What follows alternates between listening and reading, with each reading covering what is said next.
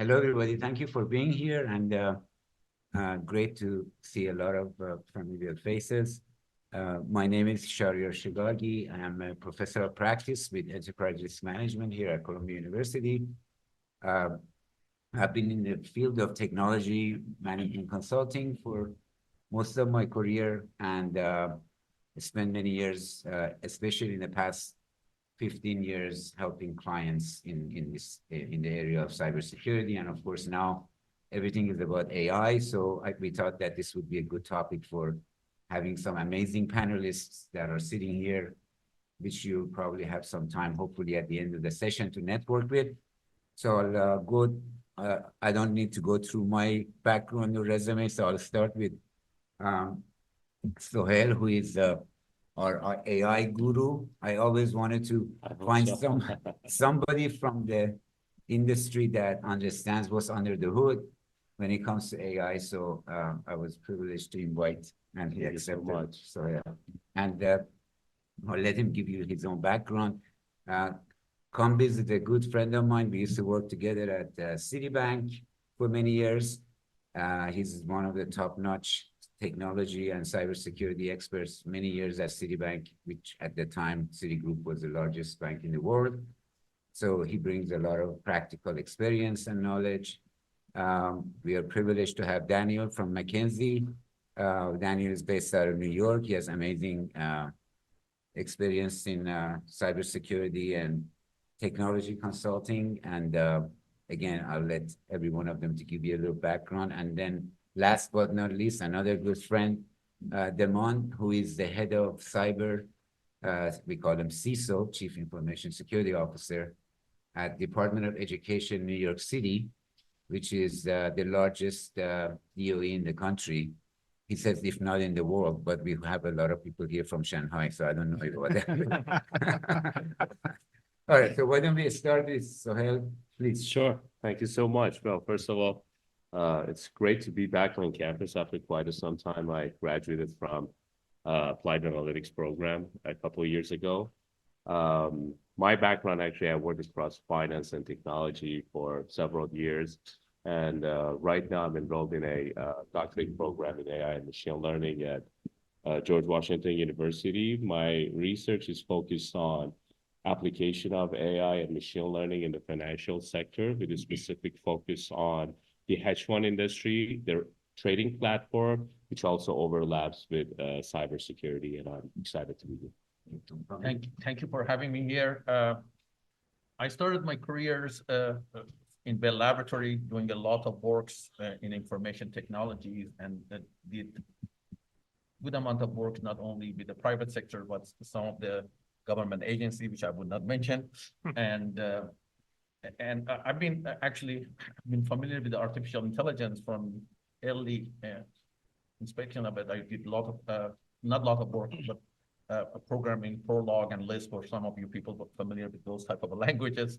Then from Bell Laboratory, I moved to Citigroup. I was with Citigroup for 24 years in a variety of different positions.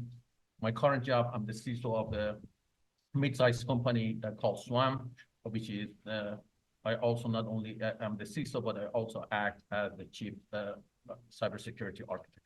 Yeah, it's great to be here on campus. Personal note, I have two sisters. One went to Barnard College and the other Columbia Law School. So really good to be back here. I've been working in cybersecurity and technology risk and resilience the last 15 years or so. Really worked with clients around the world. Even lived in Southeast Asia for a period of time, but focused on financial services, critical infrastructure, and lately a lot of the conversations have shifted towards AI, Gen AI, how to think about it from a cybersecurity perspective, what's different, what's the same, how do we really go about increasing the controls and protecting against the cybersecurity risks that AI presents. So very excited for the discussion here and having a good conversation. Thank you, Dan. Good afternoon, Damon Waters, Chief Information Security Officer, New York City Department of Education. When it comes to AI, I'm known as the person who blocked ChatGPT when it first came out, which wound up being nationwide news. I've been the CISO for 4 years. I've been in cybersecurity for 16. And actually, the conversation with AI started with my team about 4 years ago.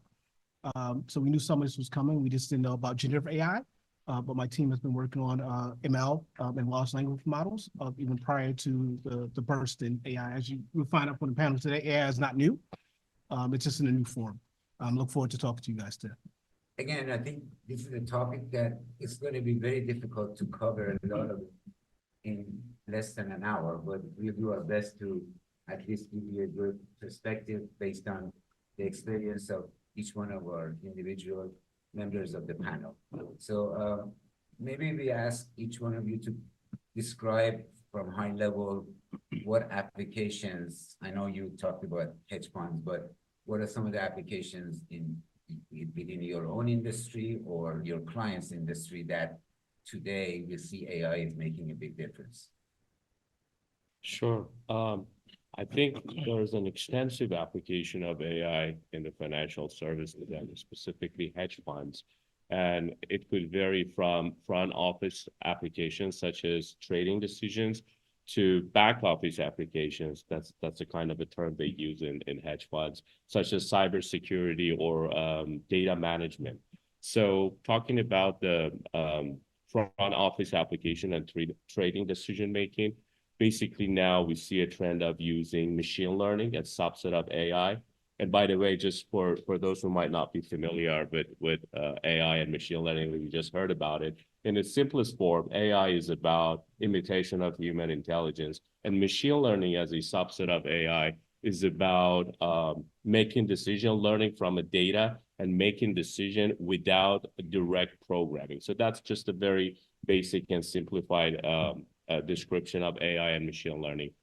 Back to the question. So I think, again, there's a wide range of application from trading decision making to risk management to cybersecurity, and also tailored offerings to a given investor. So there's a wide range of models that could be used in each of these categories, whether it's about making better, smarter trading decisions to having more robust risk management protocol in place, and all the way down to now also cybersecurity for sure.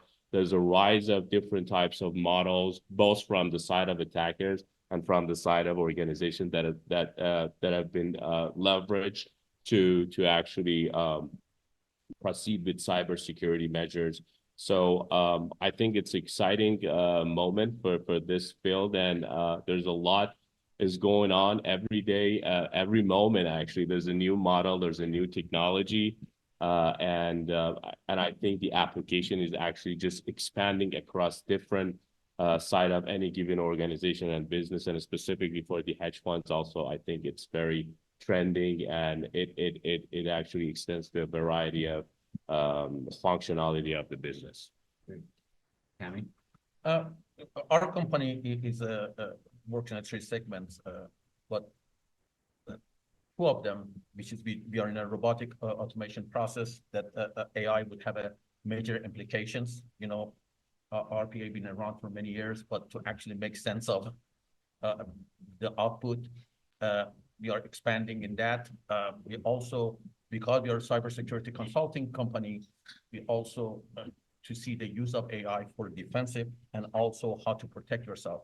And the third one, we had created a model for the risk quantification, and AI would play major roles on that, because not only you have to know what attribute you use to make that qualification and quantification, but you also have to be sure that you could make in some sort of automation calculate the real risk, because that's sometimes we're just talking about it before this is subjective to what the risk is. Because those are the 3 areas that has an implication for us. Okay. Daniel? I think one of the most interesting, fascinating examples that I've come across was one of my clients that it's an electric utility. And you can imagine power lines everywhere, equipment, you've got a lot of maintenance crews out there fixing things.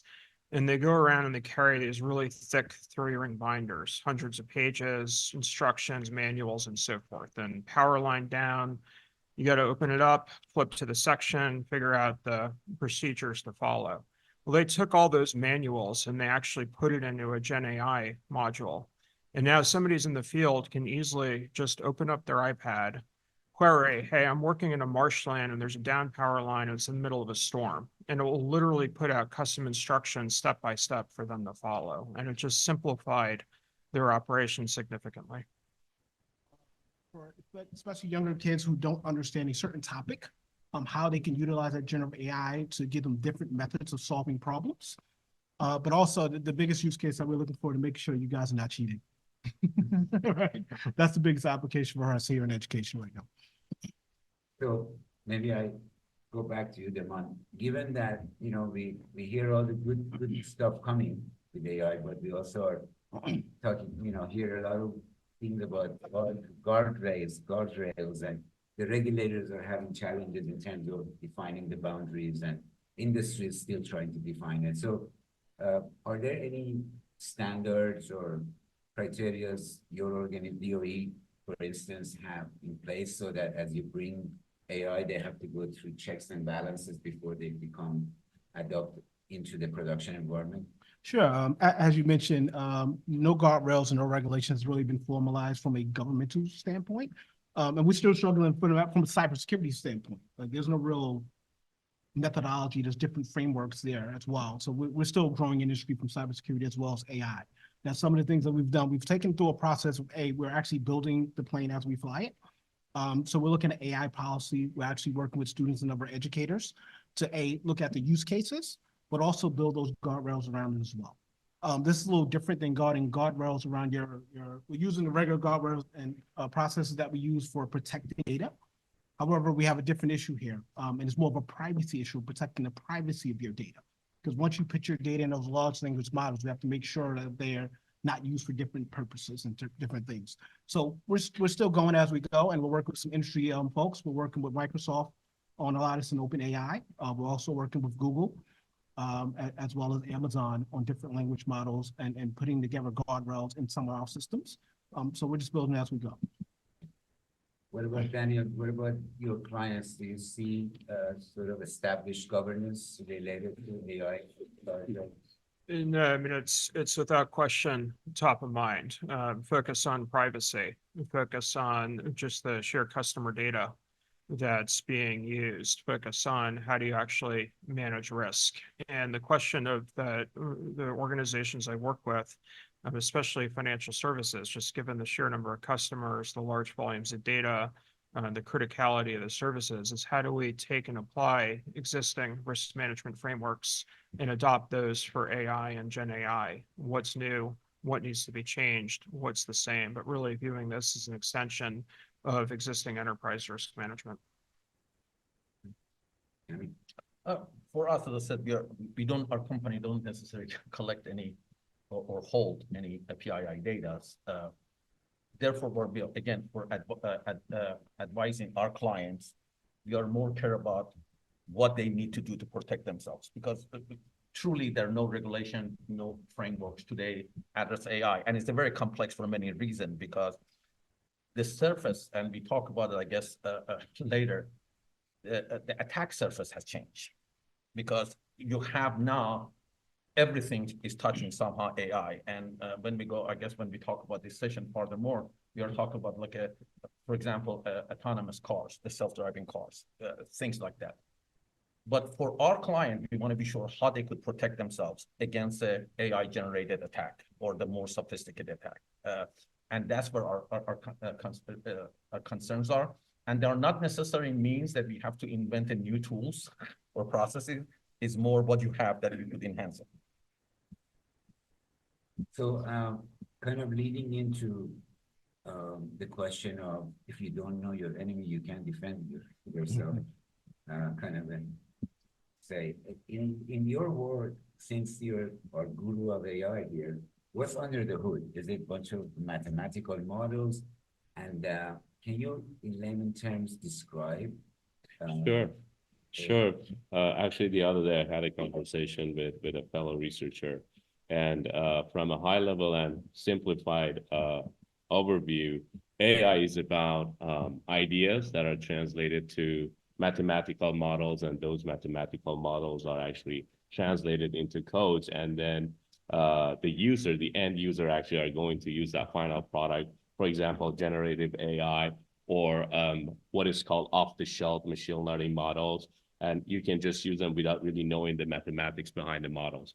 But any of these models, any of the AI tools are based upon mathematical models. It could be from linear algebra, for example.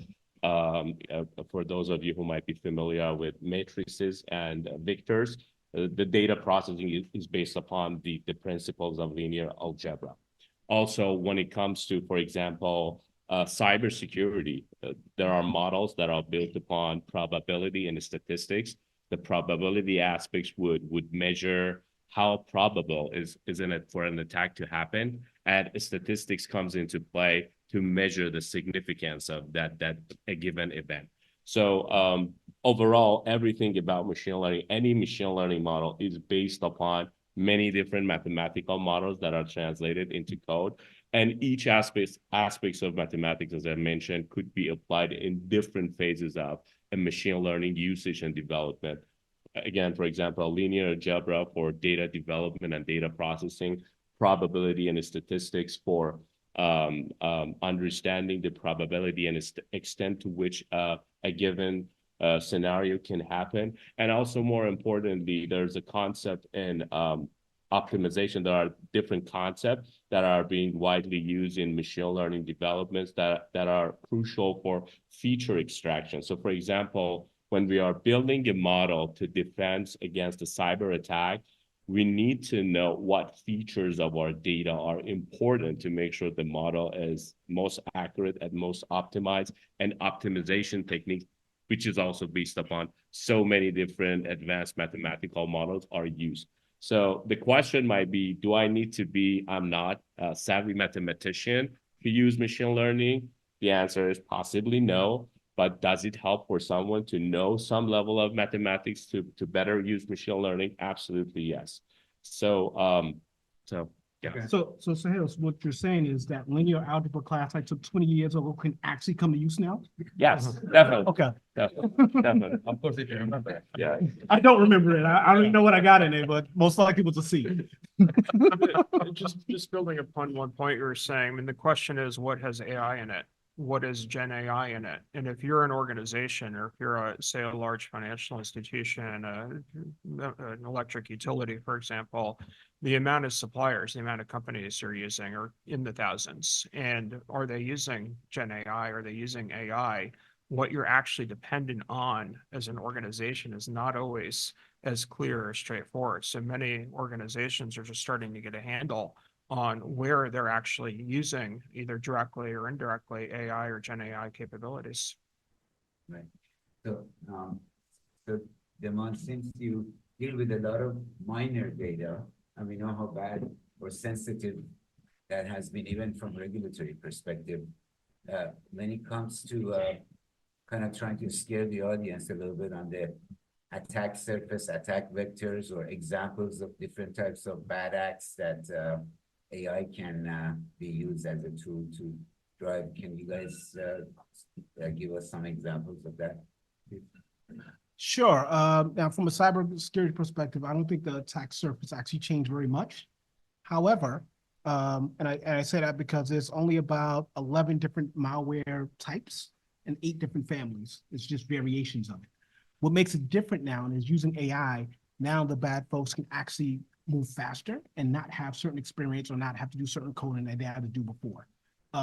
So the attacks is now coming faster, and they're becoming morphed a little bit faster as we all went through the pandemic of COVID. COVID wasn't new. It was a new variation of it. So now we just have a lot more new variations of bad stuff coming at us a lot faster than we can defend against it. Right? The attack surface is still the same, but we're just getting attacked a lot more and a lot differently than before. So we have to change our tactics on how we look for things, and also use AI to find those things as well. Anybody else in terms of different types of potential attacks?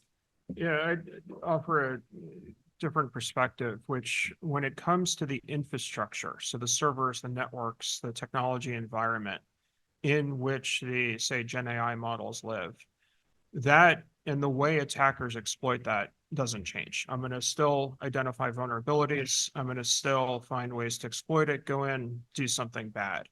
But when it comes to the model itself, you're seeing new variations. So for example, the large data sets that Gen AI relies upon, being able to poison those data sets, or for example, to be able to conduct something called prompt engineering and prompt injection to manipulate the model itself. Those are some of the things that are a bit novel that organizations are working to address those threats with. There are, is a change of paradigm. As I said, the AI existed, God knows for how long. I mean, being used. The ideas that we gave the tools to the public, to anybody, now could generate different type of attack is crazy. But to me, when I look at the OSI models that I think you guys are familiar with, from the basically 0 to 7, now today, a lot of our expertise sits on a layer 7 in application and things like that. But we always had fundamentally problems with the layer 3 and layer 2 actually, well, because we don't have good detective systems and things like that. And that's where what I call it very sophisticated cyber attacks happens, because we don't have visibility to it. Now, with these type of AI tools and everything else, we could inject something in there, now watch and trying to find, actually do basically almost like I'm doing a scanning of your environment, and I'm not doing anything, just trying to find out where is the places that I could find a door to get in. And because we don't necessarily, and the speed, and now these tools were very sophisticated for the bad guy using it. Now the same tools could be used by almost anybody with a little bit of a trainings and things like that. But I think, to me, I agree with everybody. The attack surface is not changed. Of course, when the generative AI and AI impact, I really believe the attack surface would change, and it's going to be actually get worse. But for today, we are providing a more sophisticated tool to the bad guy to attack the enterprise. That's where my concern is. Actually, adding to your point, I think it's like a double-edged sword. So while these mathematical models can help organizations to defend against cyber attacks, at the same time, it's useful for the attackers. And so there's a very interesting book called The Weapons of Math Destruction by Cathy O'Neill. If you haven't read that book, I think it's a very interesting read. It's not technical. It's actually walk the readers through how these mathematical models are used by both the organizations and attackers to take advantage of these models and mathematics behind them.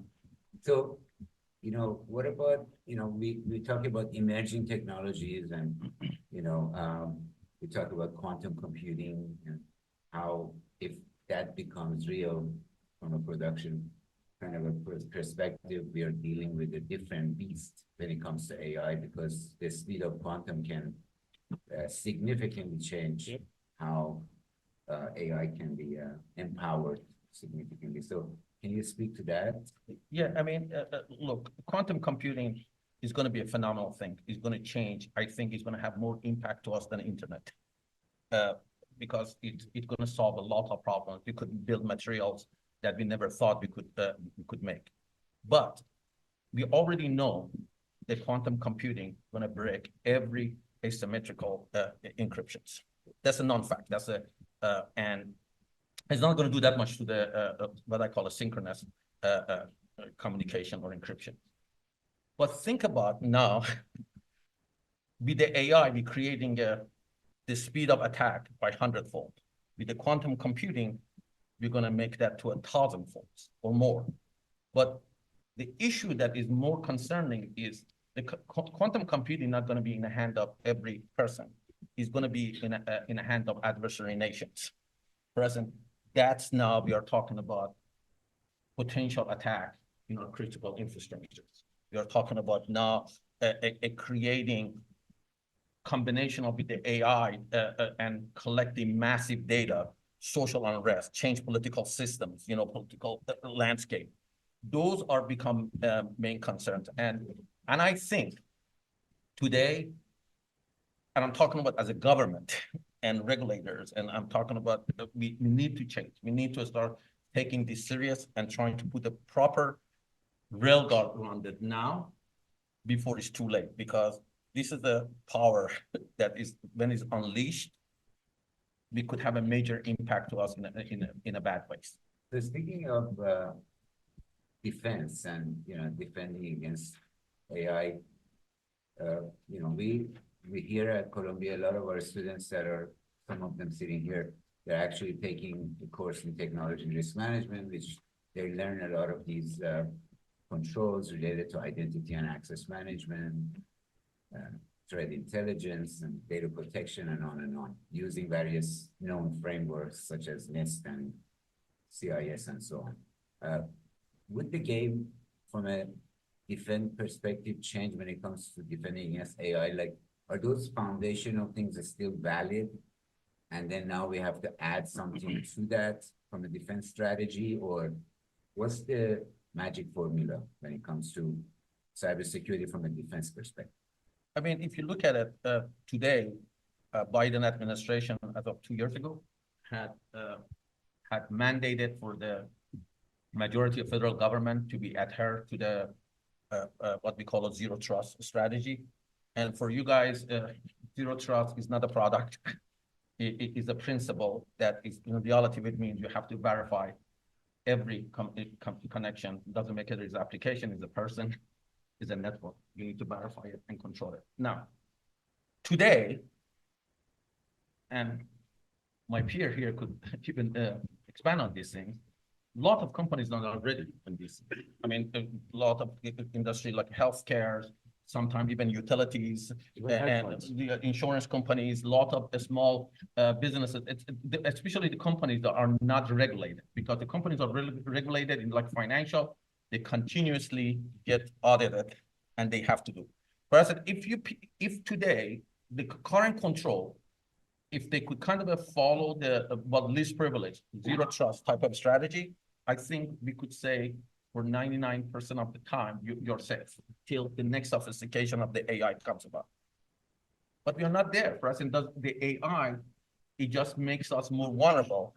And those companies need to kind of adhere to what I call the basic cybersecurity practices.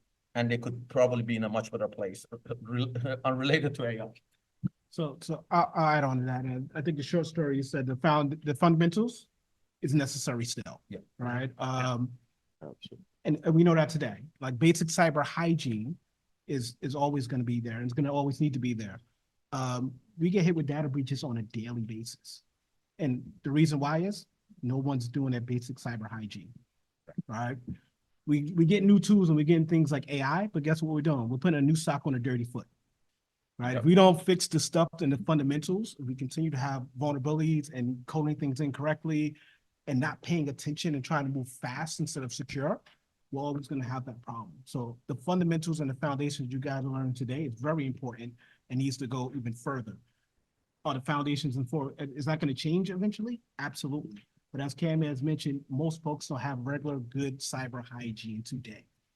It's also actively validating that cyber hygiene. How do you know that you've patched and addressed your vulnerabilities? How do you know that you've secured the data sets that Gen AI module is using? And actually running exercises to validate that, taking some of the attack vectors that adversaries would use and running red team exercises against those to see if indeed you've been able to protect and secure your environment and secure AI modules and capabilities against it. Yeah, and as Daniel mentioned earlier, prompt injection, that's the same thing as you guys probably have learned as SQL injections and cross-site scripting. It's actually the same exact thing. We just use fancier names this time. Right. So if you take it at basic hygiene, you actually ensure that your code didn't have SQL injections, you're probably not going to have prompt injections as well. Exactly. So when it comes to critical infrastructure, which I think some of you have touched on, are you saying that even our critical infrastructure organizations are not ready to defend against the new threat landscape? And what specific industries in your mind are more vulnerable? I know from regulatory perspective, like Cam, you said, financial services must do because they're always pushed by regulators. But Are there other industries that are more vulnerable when it comes to that, especially the critical infrastructure? So how scared do you want us to make the students? Well, I'll let Daniel answer that one Yeah. first. The attractiveness of the target of critical infrastructure, whether it's the electric power grid, whether it's oil refineries, that is very much a focus of adversaries. And as a result of that, the critical infrastructure companies, the utilities, are very much working to enhance and increase the security and the maturity of their capabilities. I would say across the board, it varies, but it's not where it needs to be in general. But whether what we're talking about of focusing on the basics, the patching, the hygiene, getting additional monitoring in so you can see what's happening, thinking of how do you actually clean up and remove legacy technology from the environment, which also drives efficiencies. That's very much the focus and the nature of the conversation these days. And that crosses AI, non-AI, cyber, pretty much across the board when it comes to technology. One thing is still difficult for even the government regulator to identify what consider critical infrastructure. Yeah. When you look at the new cybersecurity framework, they kind of mentioned these are the 7-8 category of the industry. Has to be like a banking, bus, utilities and stuff like that. But look at the Colonial Pipeline a few years ago. This is a major provider of the kind of a gas and fuel to the East Coast. They didn't even have a CISO person. Nobody says you're a critical infrastructure, that you need to actually secure yourselves. Furthermore, today, a lot of utilities, power companies, because I have a friend with a couple of their CISOs, they're actually the bigger one, had moved themselves, they completely isolated themselves from the internet, trying to actually avoid one side of the problem. But one of the biggest issues that exists today, everybody, including the critical infrastructures, is rely on a supplier, third parties. And by extension, they don't necessarily do all of the due diligence to be sure there are safeguards. Present, that equation needs to change. Give you an example of it. When I used to work for a Bell laboratory, there was a gentleman that he would kind of clean the corridors. And those day Bell laboratory, you have to lock your office, even your garbage, you have to put it outside because and be sure that you don't put any paper in proprietary. And because I used to work late and I became a good friend, and he was a Russian gentleman, and we find out he had a PhD from Leningrad University. Brilliant, but because he had no green card and stuff like that. After I find out, I introduced it to the one of the key members in the laboratory. We ended up hiring him, and he's still a very good friend of mine. And he actually worked for one of the government agencies. But imagine that you would have somebody as a janitor that could work, and he could be, for many different purposes, who now could have access to a lot of your physical data. I'm just talking about one example of it. The other example of it, we were talking about a lot of companies have B2B connections. They're sitting in their network. Nobody goes and says, oh, look, I'm really protecting this line. Those are the things kind of for the regulated environment, they get audited and they get assessed, and there are a lot of due diligence done, but for good portion of it is not being done. And we are basically are disadvantaged in this space. So I look at critical infrastructure as 3 different things, and I think you guys agree with me. Something happen to any one of those 3 things is going to be chaos. Power, communications, transportation. Right? If anyone wanted to do any type of attack on New York City or any other big major city, if you take away any one of those 3, there's chaos. Right? If you think about communications, whenever there was any type of incident that happened, I'll say, I forgot how many years ago it was, we had a power issue on the East Coast. First power went out, and then nobody can communicate. Right? And then you have a hard time transportation getting around. Right? Any one of those 3 is impacted, yeah, we have chaos. Now, I went to a conference, I don't know how long ago, but I'm gonna say probably about 10 years ago. I lose track of time after a little while, and found out how some of these infrastructures, the old legacy stuff that they're running, right? Even MTA, New York City MTA has some they may have gotten rid of it by now. But some very legacy stuff that we say that needs to be gone. Some things that was built so many years ago, and we rely on it so much that they can't just replace it. Right? It's not like replacing a light bulb. You can take one out and put one in. You have to knock down the whole entire wall and redo the wiring. Right? So some of this critical infrastructure, I think it's exposed, in my opinion. But I also think that the governments have some type of agreement, because New York City or America is not the only one who has critical infrastructure that may be exposed. All the other countries have them as well. Right? So we play these games of, hey, you hack me, I hack you, but at some point there has to be some type of gentleman's agreement, because everyone always says cyber is going to be World War III. Right? Just like having nuclear bombs, we know who has them, but nobody's using them. Just like with this critical infrastructure cyber, everybody has tools and technology, but they're not using it. Right? So critical infrastructure, I think it's still vulnerable, and it's going to be vulnerable for some time.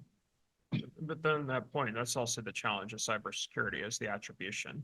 In the old days, I could take a pair of binoculars, I can look across the horizon, see the ships coming at me, and I know where they're coming from. I know who's behind that attack. I can't see into the wire. I can't actually easily attribute a given cyber attack back to a given individual, an organization, a country. And even so, those organizations, say criminal organizations, use very often the same tools and tactics as governments, and those governments very often outsource those attacks to organizations. So the notion of attribution is very difficult in cybersecurity. One thing Dimon mentioned, which I want to kind of add to it. We talk about legacy environment. Cybersecurity and legacy environment, then they don't go. They don't mix. That's oil and water. Yes, present, it's like old jokes, and I have said it many times. The only reason God could create heaven and earth, because that was no embedded base. Present, if you want to start a new infrastructure, go with everything new, is great, great. But when you're talking about a lot of legacy application, especially in the healthcare industry, you're not going to change the MRI machines and CAT scan machines and things like that easily, or even the database. Even in the power lines and companies, it's very hard to change. Therefore, again, it's become difficult for the large institute and mid-sized company to put the right control around that. And by the way, everything costs money and resources. Mm-hmm. And that's a evil of everything, because if you have unlimited money, you could protect everything, but we don't. This also gets back to two key points. One is you can't protect what you don't know. So going back to the point of the fundamentals, understanding just what are the assets in your environment, what are these devices on your network, is super critical to actually being able to apply the patches and secure the technologies. And then second, the notion of a risk-based approach. Why should I spend the limited resources that I have protecting the system that houses the lunch menu to the same level of criticality as I'm protecting my most sensitive customer data? That doesn't make sense. It's not efficient. It's not effective. So one, understanding what's in your environment, and then two, differentiated protection based on risk, very critical. And I hope that your smart ACs are not connected to that wireless right there. Only one way to find out. Going back to the we'll work on that technical afterward, validation. Daniel, Yeah, after this is we'll over. take that offline. We'll check that off. What about the hedge fund on the actual defense and vulnerability? Yes, so there's actually a very interesting report that's been published just recently. The report was about the intensity and frequency of cyber attacks to hedge funds. Interestingly, in 2023, there was an increase of 80%, which is a very high number in terms of frequency and intensity of the attack. That was reported by over 121 hedge funds, and we're talking about the billion-dollar companies who don't mind to spend billions of dollars to defend themselves. And it's very interesting at the same time, the vast majority of these hedge funds have reported that they are looking to outsource their cybersecurity measures for a number of different reasons. Number one, the pressure of government in terms of some sort of compliance. You know, they are unregulated, but still there are some pressure. You know, back in October, we had the AI executive order by President Biden's administration. So I think that's one of the reasons they've reported. Regulators in general, they didn't go to detail. the second one, lack of technical talent, which is surprising to me. And they could not find the talent they wanted to have in their team, and the pressure of the investors. And interestingly, now they are looking to, like in the coming years, they are looking to outsource their cybersecurity infrastructure entirely, leave it to third parties. So I think it's a great opportunity for entrepreneurs who are thinking of entrepreneurial endeavors. It's a great opportunity. But at the same time, it was surprising to me that they reported that they haven't been able to hire the talent they needed, like technical people in their team. And that's why they are looking to expanding or outsourcing their cybersecurity measures. We are from Colombia, so we know better. So Sure. we actually designed a course called Third Party Risk in Financial Services. There you go. Yes. So Chad, before you jump, I just wanted to Yeah. actually add on, it's an 80% increase for hedge funds, right? Right. 275% increase on education alone, Yes. right? In 2023. So the attackers are trying to get your information. I don't think it's to wipe out your student loans. All right, so fun fact there. I mean, that's another report that I heard from a friend, and I don't mention the sources, that every year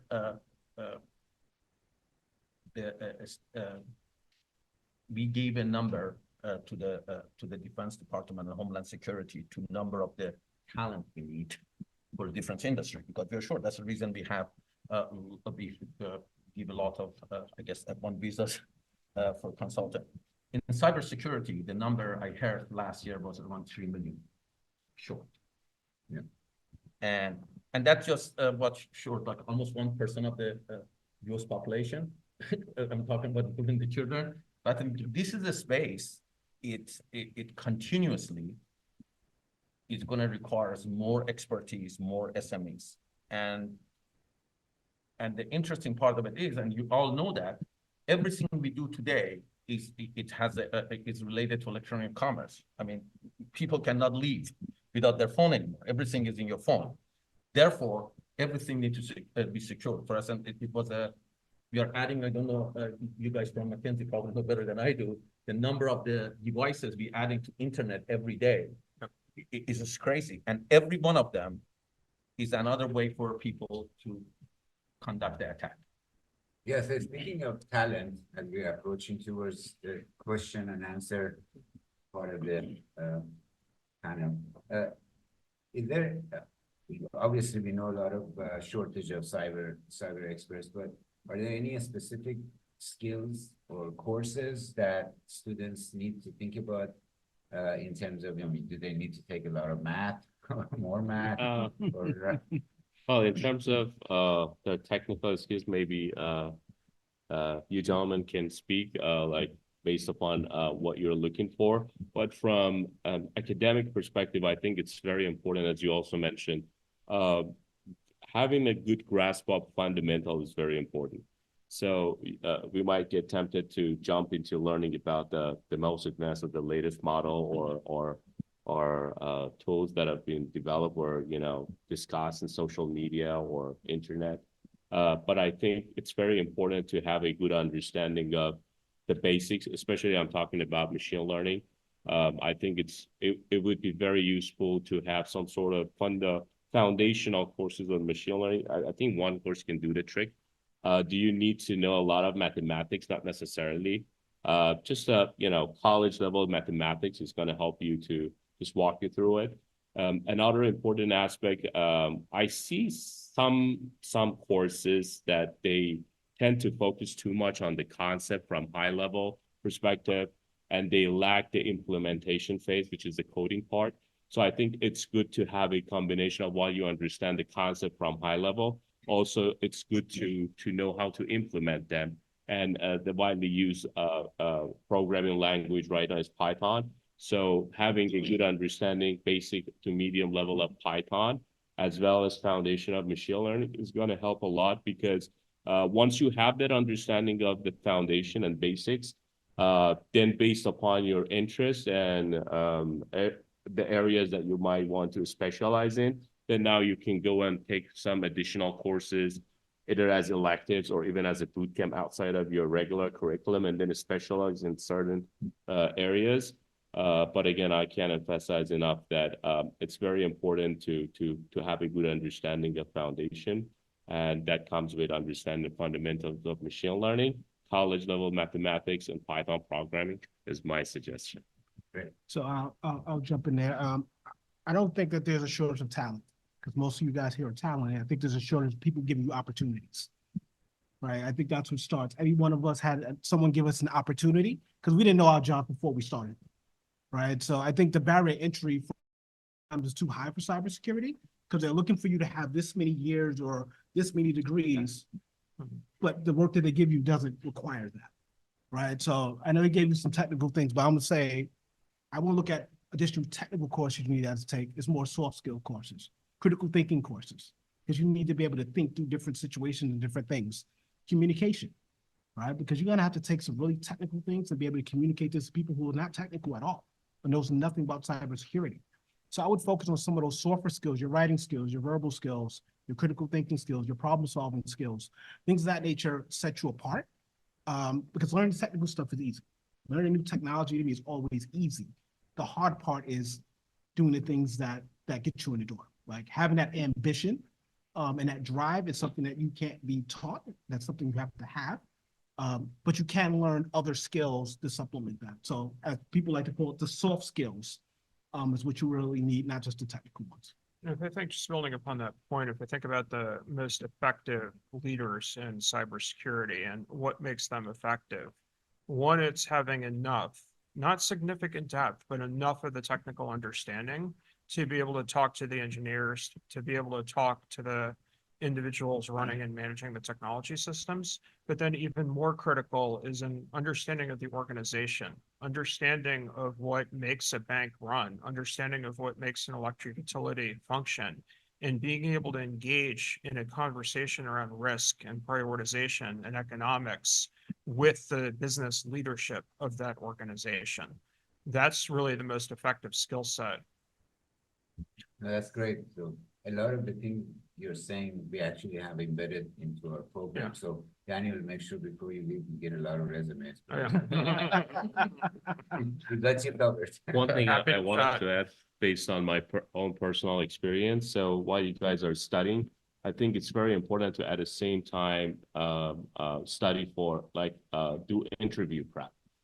You might just, studying courses, getting good grades, and then by the time you graduate, you start applying to jobs, and you might not be fully ready to do the job interviews. Knowing the concept, knowing the programming is one aspect, and knowing how to pass through the interview process is another aspect. So if you start early on, you're going to save a lot of time and you're going to be less stressed, as opposed to just leave it to the last minute, and now you might be invited to several interviews back to back, and if you're not prepared, it's going to be stressful. So, and then as for the technical side, I would highly recommend to look into sites such as HackerRank and LeetCode. HackerRank, these are the sites that most of the companies I know, financial services, they go through the very standardized process. They use LeetCode platform, they use HackerRank, and then you can go and register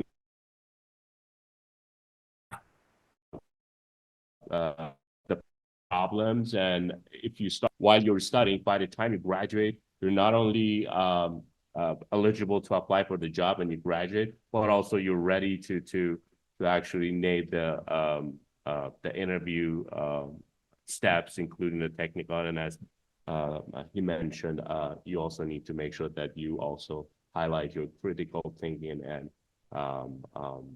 behavioral aspect of the interview. To add on to say, before we jump to the next question, give you guys a question, your LinkedIn's. Who has a LinkedIn here? Or did you update your LinkedIn?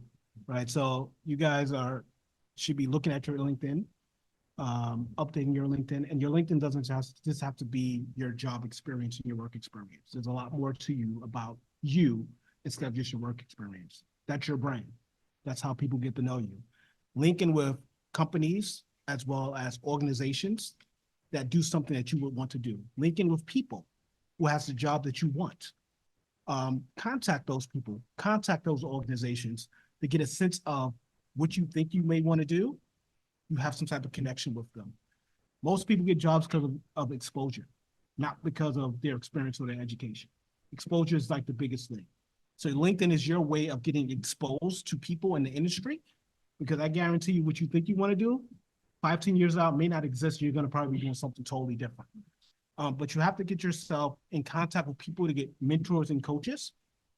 And people love to talk about themselves and they love to give advice. So if you ask the questions, they will answer you. And there's tons of organizations that you can join that can help you with that as well. One thing I wanted to tell you, and I'm going to look at it from a different lens. If you want to be playing in a space of cybersecurity, one of the first things you wanted to do or learn, go take up, like, for example, Colombia's information security policy. Look at that policy. What is that policy said? Because that would have kind of a verbiage and explanation about all of the domain in the cybersecurity, from a incident management, from a Plus we wrote that policy. yeah, yes, for you guys, that's a different story. We don't want to talk about that. But Preston, when you look at that, that gives you kind of at a high level, what is the cybersecurity is. If you want to go to that space, and of course, all of the other advices or the gentleman gave you that are very valid, from a soft skills, trying to go protect things. When I started in the computer, maybe I show my age, around 40 some years ago, if somebody asked me how much I know about the computer industry, I would tell 85% because I knew how to program in different languages. If you ask me today, after this many years, if I know more than 1%, I'm exaggerating, because branch ladder, specialized and everything. Present, you don't need to be everything for everybody. You just need to kind of look at what your skill set is and trying to match it what your interest is. And I guarantee you, as Diman says, people look at you as more as a person because they know you come out of the college, you're not going to have the hands-on experience. But they want to see what is your attitude is. Are you willing to learn? Are you problem solvers? And the rest of it, because you have, coming from an institute like Columbia, you're already way ahead of everybody else. Great. So I think we're actually running a little bit late. So this was great, by the way. I really appreciate the discussion. As I said earlier, I don't think we can cover a lot in 1 hour, but hopefully we'll have more opportunities for future discussions. But I'll let the audience for a few minutes. Anybody has any questions, please raise your question while we're here. Please. Good evening. I'm Zeke Cooper with the Risk Management Program here. My question specifically to you, Mr. Wallens, how are you dealing with AI's propensity for hallucination, even with its access to high fidelity?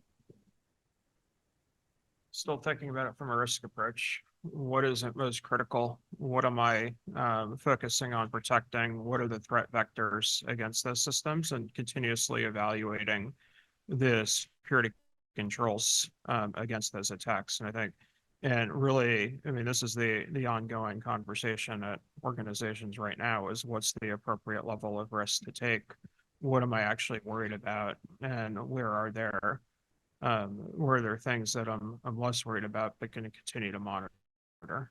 And what are the use cases? So very often, for example, the example I gave with the electric utilities was a use case that doesn't involve customer data. So something that's easier to deploy, put in place, while use cases that involve customer data or involve more sensitive information are ones that might be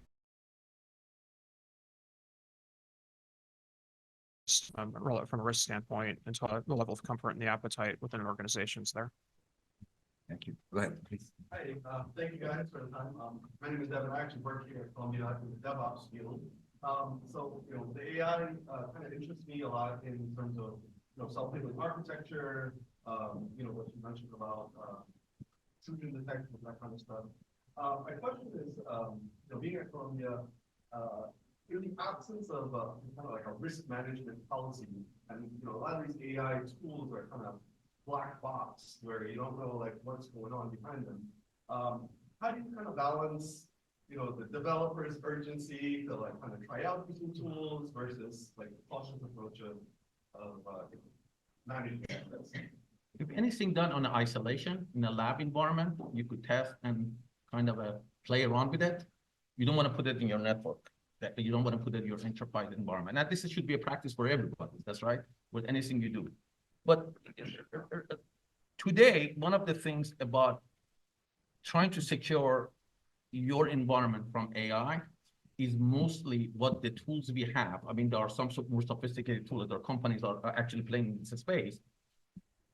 Your antivirus, all of the things you have in there is more around signature-based. And the attacks that are happening, we didn't talk about it, that the attacks happening of these more sophisticated, the change of the character of the malwares and everything else they do. Present, you need to get to the business of basically more of a behavioral to look at to see if this behavior is actually is a good behavior or a bad behavior, and based on that to try to do it. The problem with it is the bad guys are also getting sophisticated. They're trying to actually mimic the good behavior, and that's the reason is like almost is a balance that you have to do. But as a software developers, everybody knows that you need to produce a secure code, and what is also need to be verified and tested, maybe not necessarily by developer, by somebody else's. But using the AI tools within the software development, I think is phenomenal, as long as, again, you're isolating it and you actually do some sort of verification and testing. I hope that answers your question. So I'll add on there, because developers and cybersecurity professionals, as always, not been the best of friends, right? Because you're trying to drive the market quick and fast, and we're trying to secure that what kind of slows things down, right? That's what they always say. When it comes to AI, two things as a developer, and we know developers do this. They want to drop some stuff in because the developers are crazy. I mean, I'm not crazy. I mean lazy. Developers are lazy. They want to do things. That's the developer's job, to make things automated, to make things better and quicker and better, right? So they don't have to keep on doing it, right? So a lot of folks, we know, they're using AI. They're dropping things in Copilot, all types of free tools. Now, the problem is the integrity of that code. That's where the biggest problem is. It's not you using the tool, is you understand the integrity of that code. If you're just going to be lazy and just copy the code, that's a problem. If you're not going to be able to review the code and make sure that the code is actually good code, that's where the biggest problem comes in at. And as you guys mentioned a bunch of times, it really has to do around policy and behavior, right? And it's hard to change people's behavior. And it's hard to do things unless you have a policy to enforce it. Right? And unless you put it where, hey, developer, if you're using AI and you get caught, we're going to fire you, they're going to use it. All right. And that's just the fact. It's out there. It's free. It's not like something you have to purchase or buy. You can drop it right in Microsoft Copilot. You can go to Google. You can go to OpenAI. You can go to ChatGPT, and nobody can really stop you from doing that unless they block all AI, which is going to be impossible. Let me go to the back. Go ahead, please. Thank you so much for coming today. My name is Courtney. I'm an extended enterprise manager for technology students in the cybersecurity. My first question is for Dr. Scott.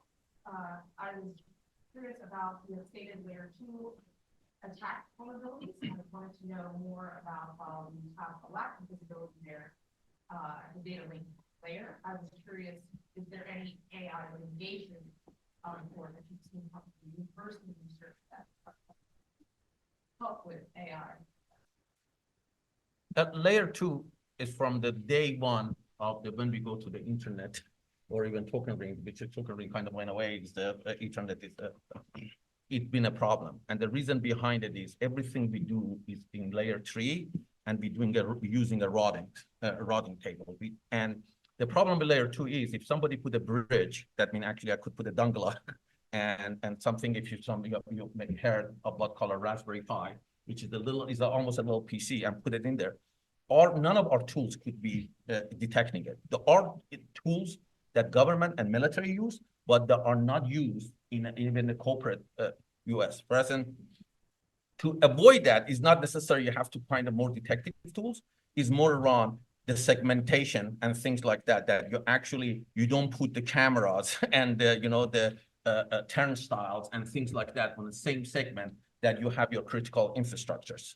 And also, when I was talking about zero trust, one of the things is of every successful attack, eventually is the elevated access to what they call a privileged access. And those privileged access need to be protected at all costs.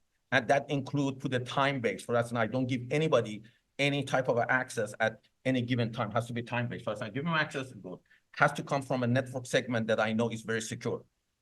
There are a couple of companies are actually, because this problem had become more and more issues because we are using hardware from other countries, that issues is the front of the government agencies to try to solve it. And there are some tools, but we are not there yet. And for us, to me, is more around you do some of the basic hygienes and do proper network segmentation and trying to actually be sure you're not providing any access to your, what I call it, a privileged access in your network. Good. And then my second question, which is for the whole panel, I was curious, do you know any AI specific attacks that are coming up in the field currently? Are you talking about AI attack? Not cloud or configuration, but I was curious if you had known about any AI. Actually, the sophisticated AI is not for an individual criminal from my side, and this gentleman could answer. The AI, like for example, a deep fake. Deep fake is going to be one of the most dangerous type of attack. That give you an example of it. I could create so remember that what happened to Boeing recently, that the plane door came off? Yeah. Now, imagine somebody could create the CEO of the Boeing, come in and put it in internet and say, hey, look, in a deep fake video, that, hey, look, that was true, that Boeing has all of this problem. And all of a sudden, not only the Boeing stock would crash, but also all of the airline would follow. That's right. And somebody could make a huge amount of money shorting those stocks. Yeah, so short answer to that question, social engineering attacks, mainly been seeing a lot around phishing, because now the phishing attacks are a lot more sophisticated. But as Cami mentioned, things like deep fakes, et cetera, smishing attacks are becoming really large as well. So anything around that social engineering aspect to actually get you or someone to actually click on something or do something, which Cami would then state it elevate privileges. That's where the main vector of attacks and tactics and techniques I see that's coming from the AI space. Just adding a bit of technical elements, I 100% agree with what you said.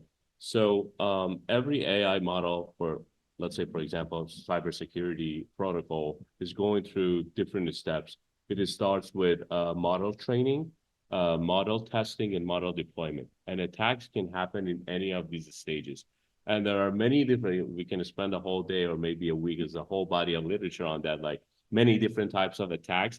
But these attacks can happen in each of these steps. So for example, when it comes to model training, in which, let's say, I'm going to train my model to learn from the data that what types of attack might happen, something that the AI attackers might use is called data poisoning. They basically corrupt the input data to the system, so it makes the model to make the false decision making.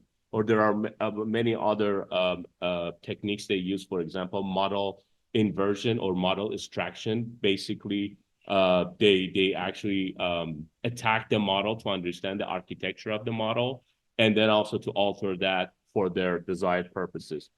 And also there's another rising attack called evading tactics, which basically the attackers, without knowing the input data or output, they just attack the entire model and manipulate the model. And the changes they make in the model is not really apparent for the human being. So there's a slight gradual change in the model that eventually they will take advantage of that to their benefits. I have one question in the front. I'm student from like our test with the database. Yeah. Yes. And this does talk a lot about like how the database was getting this for the decision making process. And my question is, how do you feel like about from the training perspective, especially the measures perspective, how does like can we take advantages of the data analysis of the AI is for the decision making, how it combined with the expert, like human expert judgment? Absolutely. I think so. So when it comes to developing machine learning models for training, it's interesting to know that 80% of more than 80% of your time is spent on the data analysis and data preparation space. And it's actually also relevant to risk management. So knowing that, how to deal with data in the initial phase and how to prep the data, how to clean the data to later on implement your risk management strategies, it's very important. I actually haven't read this book yet. I just received this as a gift, and I appreciate that. But I think it's very important to actually do the data preparation phase thoroughly, because that's the foundation of any goal that you might have, including risk management. So I hope this answered your question. Yeah. Okay, great. Yes. I'm not a student for this conference. I wanted to talk about the special part of AI asking to help that opposite. But that's nothing for such, more cybersecurity and all that. So do you think that the disparity between having two officers for the federal government to come something might create some issue rather than addressing those? Is that having putting a flashlight or magnifying this issue is important, but is it going to change anything right away? No. It's as I said, we are on charted water when it comes to AI, at least especially with generative AIs. And for a lot of companies, even the cybersecurity, I mean, one of the recent mandate was that, hello, any compromise has to be reported to the board, and the board is responsible for it. That's a great thing, because now it's put everybody has noticed that you need to pay attention to the cybersecurity. But do we think that is going to do a immediate change? No, but it just actually, as I said, it's not. They need to be attention, and eventually, I would think that would change the behavior. And I just say, irrespective of whether it's AI or cybersecurity, having expertise at all levels of the organization, up through the executive committees to the board of directors, to be able to really understand, ask the right questions, think through and approach it in a risk-based manner, that's essential. Okay, I think we are out of time. I'll let the rest of the time be devoted to your networking time, and thank you for attending, and have a great rest of the day.